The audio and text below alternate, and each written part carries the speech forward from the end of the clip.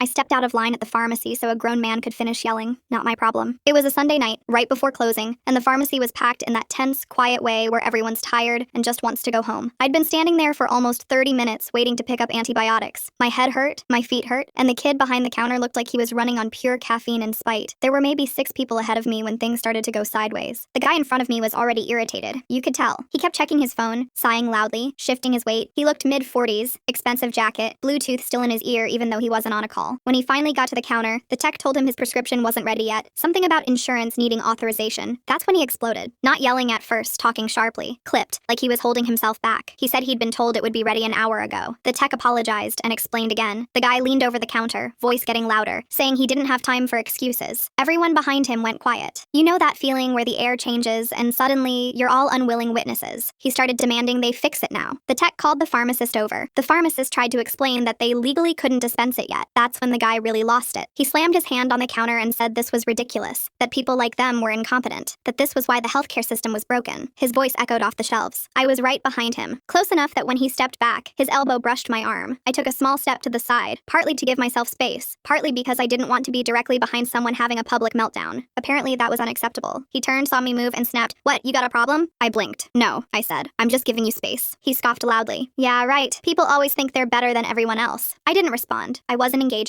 The pharmacist was still trying to calm him down, explaining options, offering to call the doctor again in the morning. The guy wasn't listening. He was pacing now, waving his phone around, complaining about how long he'd waited. Then he pointed at me. "See? Even she's annoyed. Everyone here's judging me." I felt every head in line turn toward me. My stomach dropped. I hadn't said a word. I hadn't rolled my eyes. I hadn't sighed. I was just standing there, holding my receipt, waiting. "I'm not judging you," I said calmly. I just stepped aside. That set him off again. He said people like me were the reason nobody spoke up anymore, that I was being passive-aggressive, that if I had something to say, I should say it to his face. I took another step away, not backward, sideways, out of his orbit. The pharmacist finally said firmly that if he continued yelling, they'd have to ask him to leave. That made him laugh, this bitter, mocking laugh. He said he wasn't going anywhere until he got what he was owed. At that point, the tech called security. While everyone else stayed frozen in line, I stepped fully out of it. I walked over to the greeting card display and pretended to read a sympathy card. Not because I was scared, but because I refused to be part of whatever performance he was putting on. He noticed. "Oh, look at that," he said loudly. "She can't even stand behind me anymore." I didn't turn around. Security arrived a minute later and escorted him toward the front door, while he continued shouting about customer service and lawsuits and disrespect. As he passed me, he muttered something under his breath about people being weak. When it was finally quiet, the line reshuffled. The pharmacist looked exhausted. When it was my turn, she apologized for the delay like any of it had been her fault. I smiled and told her it was fine. I picked up my meds, walked out into the cool night air, and realized how strange it is that simply removing yourself from someone else's chaos can make them angrier than anything you could say.